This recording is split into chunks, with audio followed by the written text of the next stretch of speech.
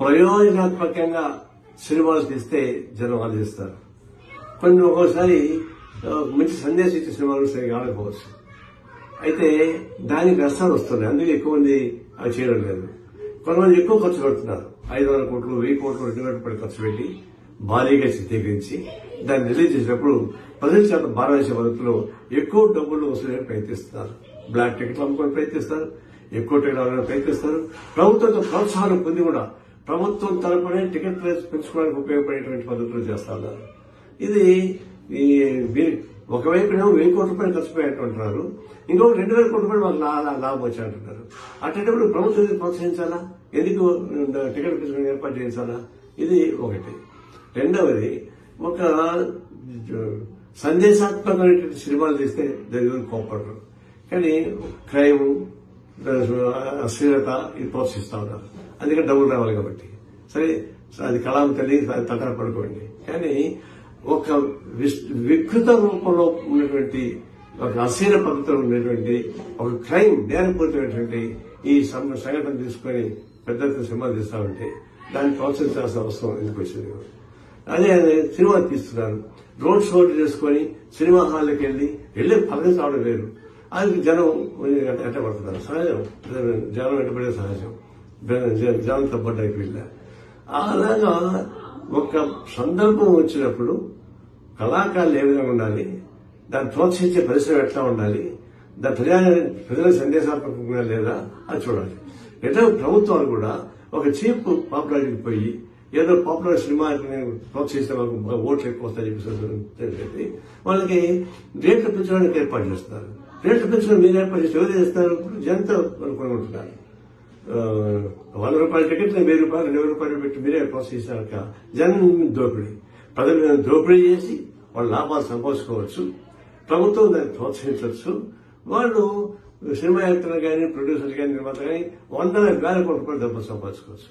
ఇది మనకి కనిపిస్తా ఉన్నట్టు టెక్నాలజీ. ఆ నేపథ్యంలో పుష్ప సినిమా మనం చూడాలి. పుష్ప సినిమా ఏంటి?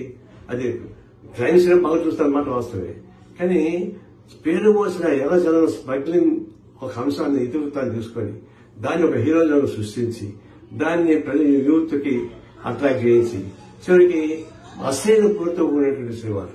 చివరికి రష్మిక చెప్పింది బాధపడుతూ, నాకు ఇష్టం లేదు ఫీలింగ్ డాన్స్ వేయడానికి, కానీ తప్పనిసరిగా నిర్మాత ప్రోత్సహించడం వల్ల చేయాల్సి వచ్చింది. అలాంటి మహిళలు ఎంతో మంది ఆత్మానందాన్ని చంపుకొని ఆ కళా పోషణ ఉన్నటువంటి చూస్తా ఉన్నాం. దీనికి ఎగ్జాంపుల్ రష్మిక ఇచ్చినటువంటి స్టేట్మెంట్. ఈ పద్ధతుల్లో హ్యూమిలేట్ చేస్తూ మానవతను హరిస్తూ మీరు ప్రోత్సహిస్తామంటే అది ఆదర్శవంతం కానే కాదు.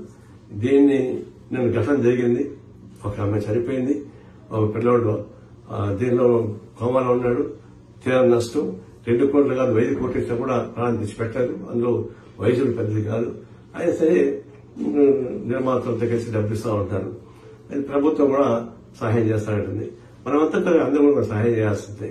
అయితే ఇప్పుడు చర్చ జరగబోతా ఉన్నాయి. ప్రభుత్వానికి సినీ ప్రతిభ మధ్య దిల్ రాజు గారు దాన్ని నాయకత్వం ఇస్తారు. నేను విజయం కాబట్టి మీరు ఈ ప్రాజెక్ట్ ఘటన పైన కాకుండా ఇతివృత్తం పైన ఆలోచించండి. ప్రజలపైన భారం వేసే పద్ధతిలో మీరు రైతులు పొందవకండి. అది చేయడం వల్ల మీకు నష్టం వస్తే లాభం లేదు. ఇది భవిష్యత్తులో మీరు మీ హద్దులు దాటకూడదు. ప్రభుత్వం కూడా చీప్ టాక్టిక్స్ కోసం పంచుకోకూడదు. ఇట్లాంటి వాటికి ప్రోత్సహించి మీరు టికెట్లు ఎక్కువ పెట్టి అమ్ముకోండి అని చెప్పడం అంటే అది బ్లాక్ మార్కెట్ ప్రభుత్వం ప్రోత్సహించినట్టు. అందువల్ల ప్రభుత్వం అలాంటి పని చేయకూడదు. సినిమా సంబంధించినటువంటి నిర్మాతలు కానీ ప్రొడ్యూసర్లు కానీ వారు కూడా మీ హృదయంతో మీరుండి కళాంతాన్ని ప్రోత్సహిస్తే మేము గౌరవిస్తారు తప్ప ఏ గంట దాడులు చేయరు. అందువల్ల ఇది దాడులు చేశారనే పద్ధతి కాకుండా కానీ చేసే అవసరం ఉండలేదు. వ్యతిరేకం కనిపిస్తున్నాం అదే దాని కరెక్ట్ కాదని. అయితే అదే సందర్భంలో ఎవరు లక్ష్మణ్ నాయక్ వాళ్ళు దాటుకోవడం అంటే ఏ సమస్య పరిష్కారం సమస్యలు రావు. దాంట్లో ప్రభుత్వం కానీ సినిమా పరిశ్రమ కానీ పౌరులు కానీ ఎవరి హద్దులో ఉండాలంటే ఎవరి బాధ్యత నిర్వహించాలి. ఆ ప్రకారం చర్చలు సాగితే మంచిదని చెప్పేసి నా ఉద్దేశం.